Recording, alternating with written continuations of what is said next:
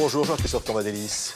Bonjour. Vous êtes le premier secrétaire du Parti socialiste français. Vous appelez à un rassemblement tout à l'heure devant l'ambassade du Danemark à la suite des attentats qui ont marqué le week-end. Quel est le message? Paris, Copenhague, c'est finalement la même affaire qui continue?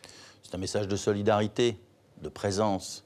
L'ensemble des peuples d'Europe étaient présents le 11 janvier. Il n'était pas anormal qu'aujourd'hui nous soyons présents à côté de nos amis qui, à Copenhague, souffrent de la situation. Oui, c'est la même guerre, c'est la même situation, il y a des similitudes. Bon, il y a beaucoup de similitudes. Le mode opératoire, l'objectif, porter atteinte à la liberté d'expression, s'en prendre aux juifs, s'en prendre aux militaires. Tout cela est visiblement la reproduction de ce que nous avons malheureusement connu à Paris. Oui, il y a une situation de plus en plus difficile pour les Juifs en France, en Europe. Benjamin Netanyahou appelle les Juifs à rentrer en Israël. Quelle est votre réaction? Je trouve que cette déclaration est inopportune et inamicale. On ne peut pas appeler l'ensemble des populations juives à se sauver. Aujourd'hui, il faut que eux et nous fassions face.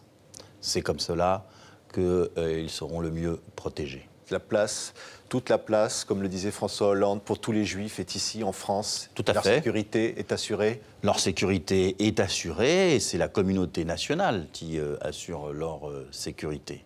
Ils vivent ici, pour certains depuis très longtemps, ils y ont des racines. Et il faut que nous soyons capables de faire face ensemble. Oui, François Hollande appelle à un sursaut national contre l'antisémitisme. Ça veut dire quoi? Ça veut dire que tous les hommes et toutes les femmes soient en capacité de prendre position contre la montée de l'antisémitisme, faire barrage. C'est un sursaut national.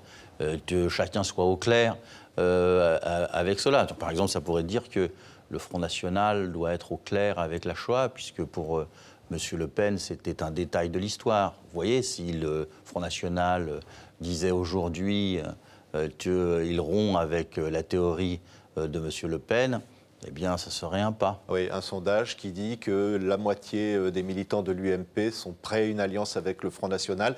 Dans les circonstances actuelles, quelle est votre réaction? Ce n'est pas du même registre. Là, nous sommes dans la politique, alors que nous étions dans le terrorisme et dans la guerre. Mais il est vrai qu'aujourd'hui, c'est le Front National qui siphonne l'UMP et pas l'UMP qui siphonne le Front National, comme Nicolas Sarkozy avait pu le faire dans des précédentes élections présidentielles. Pour revenir donc sur cette affaire de ce cimetière juif du Bas-Rhin qui a donc été profané. Manuel Valls, ce matin, chez nos confrères de BFM RMC, parlait d'islamo-fascisme. Vous êtes d'accord avec ça?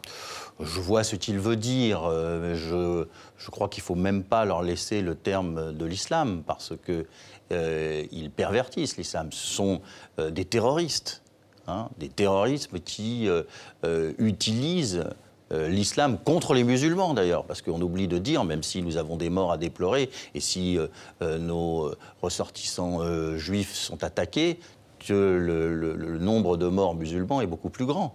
C'est eux qui sont en première ligne.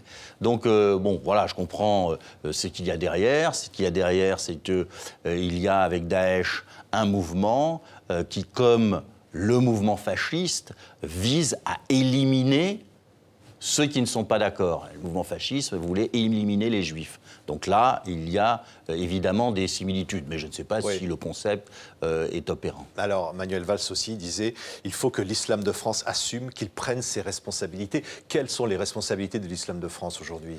Je crois que l'islam de France est très consciente de la situation. Et quand on regarde, au fond, les prises de position sont des prises de position positives pour la communauté nationale, pour la communauté républicaine, très mobilisée contre l'antisémitisme, et on n'a pas de dérapage de masse dans ce domaine. Mais il faut que tout le monde, dans la communauté nationale, se mobilise aujourd'hui face à ce drame et à cette situation de montée de l'antisémitisme. Oui. Alors, la création d'un parti musulman, c'est pas une bonne chose dans ce contexte-là? Alors ça n'a rien à voir, là c'est pour des élections départementales, il ne faut pas tout confondre quand même, mais c'est une mauvaise chose parce que on rentre dans le communautarisme politique. À partir de là, on dit que c'est un parti pour les musulmans, et évidemment, ça remet en cause l'unité de la République. Moi, je ne suis pas favorable. Je suis pour que les musulmans s'engagent, et s'engagent massivement dans les formations politiques républicaines. Il y a beaucoup à faire, plutôt que d'avoir une expression spécifique. Roland Dumas, ancien ministre socialiste, ancien président du Conseil constitutionnel, a déclaré ce matin, je le cite, « Manuel Valls est probablement sous influence juive.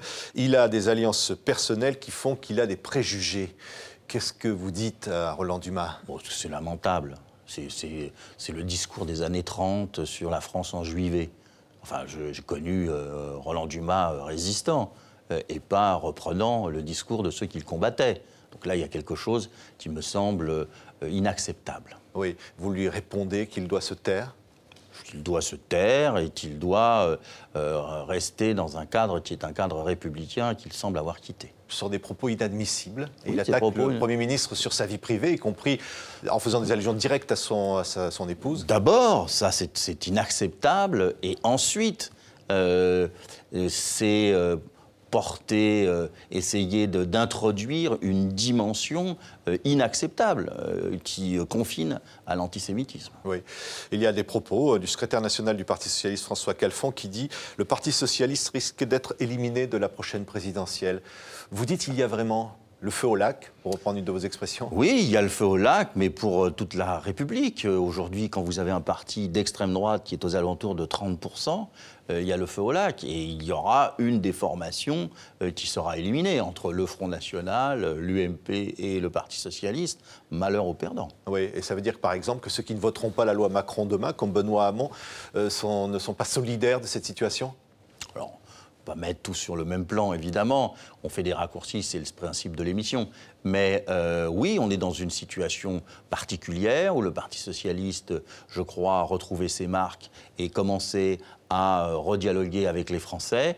Il ne faut pas obscurcir ou troubler ce moment-là par des considérations qui ne me semblent pas à la hauteur même du combat que menaient les frondeurs. Parce que qu'est-ce qu'ils reprochent au fond? Puisque Benoît Hamon dit que le texte est à la fois une lutte contre la rente et en même temps qu'il y a des éléments libéraux. On ne vote pas contre un texte qui lutte contre la rente. Donc on pourrait s'abstenir.